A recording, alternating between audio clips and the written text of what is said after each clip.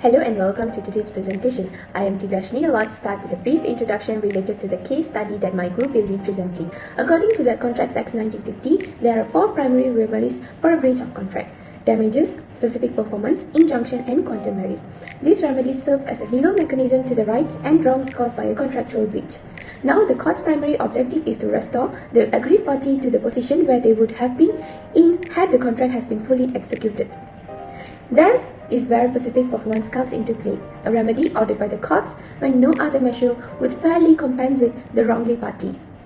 Specific performance is often granted and in specific circumstances, especially when the subject matter of the agreement is unique. Think about a contract when it's involving sales of a property. Monetary damages might not be enough and to make the things right for the purchaser. But as with the legal concept, there are exceptions.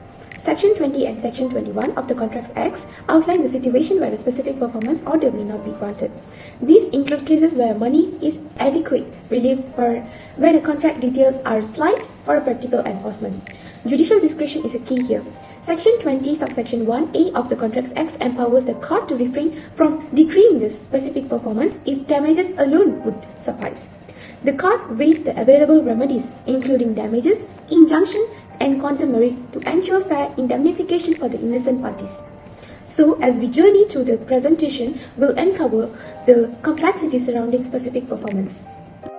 Hi, my name is FARHIN binti JUNUS and my matric ID is 068714, and in my part, I will brief you about the facts of the case. So, in Syarikat Pertanian Emal against Tractors Malaysia in the year of 1982, acting as plaintiff is Syarikat Pertanian Emal Sdn Bhd, while acting as a defendant is Tractors Malaysia Sdn Bhd. So the plaintiff in this case offered to buy 3 parcels of land for 1.6 million ringgit and defendant accepted the offer. The dispute concerns the sale of the land, where the terms and conditions of the agreement as well as the question of whether a legally enforceable contract had been created were the subject of a legal dispute after the defendant later rejected the offer. As far as the case is concerned, there are 5 issues raised and need to be identified by the court before the judgment can be delivered. The issues are as follows. First, was there a binding contract between the plaintiff and the defendant? This arose from whether the acceptance of the offer by C.H. William Taha and Wong was a conditional or unconditional acceptance. Second, were the parties still negotiation prior to the plaintiff's letter of intent on 11 October 2004?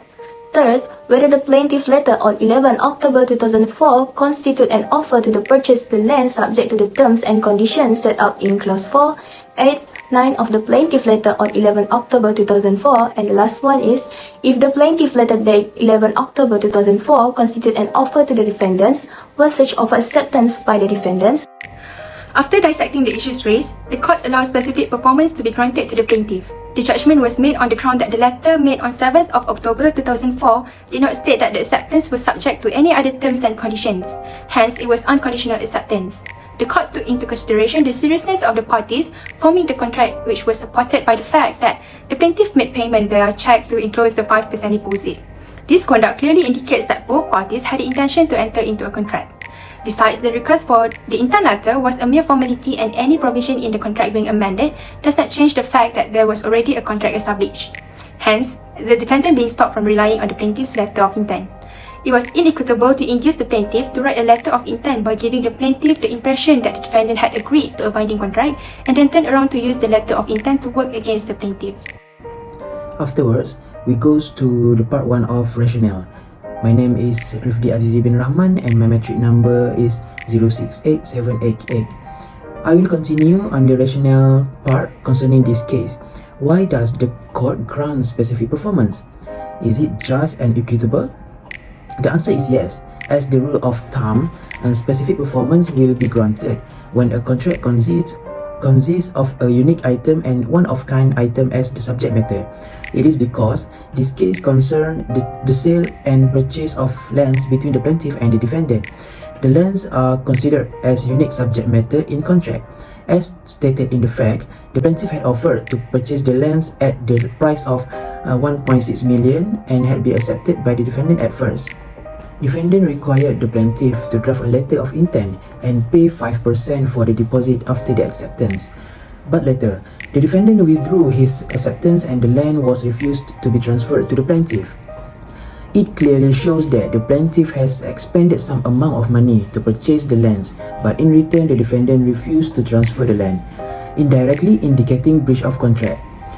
It must be noted that specific performance has the effect of ordering the contracting party to do what it's supposed to do or abstaining someone from doing something under the contract. It is an equitable remedy in which it will be subjected to the court's discretion. Good day, I'm Hafiz and I will continue the presentation. Now, speaking about court's discretion, there are few factors that the court will look into before the court grant a specific performance. The first, the court will look into whether the party is prepared and ready to execute the obligation in the contract or vice versa. As this case, it can be seen that the plaintiff had made an initiative to pay the 5% deposit by issuing an Alliance Bank cheque at a sum of 80,000 to be paid to the defendant in order to get the land. Besides, there were also an initiative made by the plaintiff by drafting the terms and conditions to be inserted in the letter of intent as per requested by the defendant. Now, these two situations clearly indicates the readiness on the part of the plaintiff as the party who seek the specific performance to perform the obligation under the contract.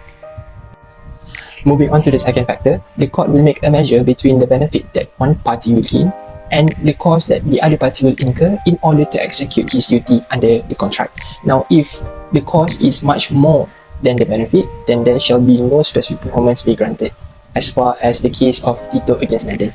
By looking to the fact of the defendant in this case, there is no clear ground that by imposing specific performance will incur costs to the defendant to perform his obligation under the contract, as his obligation in the contract is to transfer the land right after the requirement has been fulfilled and after he has received the payment. Now, there is no doubt that those two factors has been fulfilled, but the question is why specific performance being regarded as remedy in this case. So basically, specific performance provides justice. This has been stated in the case of Wilson against Northampton and Banbury Junction, in which the court held that specific performance will be granted if it can perfect the situation and if it can serve justice. Looking to the case, if the plaintiff being awarded by a monetary compensation, it will not be adequate and it will prevent justice from being served to the plaintiff. Why? Number one, because the subject matter in this case is land, and land is considered as a unique item. Number two, the land itself has a significant value to the plaintiff as the land located very near to the plaintiff's sister's land. If monetary compensation or other means of remedy other than specific performance being granted to the plaintiff, definitely it will prevent or hinder justice from being served to the plaintiff. And besides, there is a request made by the plaintiff to the court to be granted a specific performance. So my name is NAJIHAH and I will conclude on what our assignment is all about. Surely we all know the specific performance is a part of remedy that has been granted by the court. It's a part of court discretion on granting it to let the party to restore the position of the aggrieved party. However, some exceptions under section 20 and 21 of the Contract Act 1950 indicate situations where the specific performance is not granted. Specific performance would not be granted in situation where money is an adequate relief or where the contracts have slight details that are not practical for enforcement, or the terms in the uncertain contract may cause the specific performance not to be given. So we look in the case of Syarikat Pertanian Emas Durian Berhas and Tractors Malaysia. The contract is about the breaching a land transfer contract. So the court had granted a specific performance under this case. So the court indicates that there was an unconditional acceptance letter and a payment via check 5% deposit indicates the seriousness of having a contract. So under the land matter, the monetary damages is insufficiently enough to compensate the breach as the land transferred enough to restore the plaintiff position. So defendant had not led the evidence to rebut the presumption in section 11 subsection 2 of the Specific Relief Act 1950 that monetary compensation cannot be an adequate remedy in the contract of sale of immovable property. Due to that, the court granted specific performance to remedy the plaintiff. So from this case, we can see the court's power in granting the specific performance to the aggrieved party. It's not a simple judgment as the court will take a look upon many considerations and facts of the case itself. So the court has the authority to grant it to ensure that the affected party can restore his position on getting the subject matter, which is the said land agreed upon by the both parties in the contract, and give absolute justice to the said party. So the specific performance is a good remedy granted by the court to the party. Okay, that's all from us. Thank you.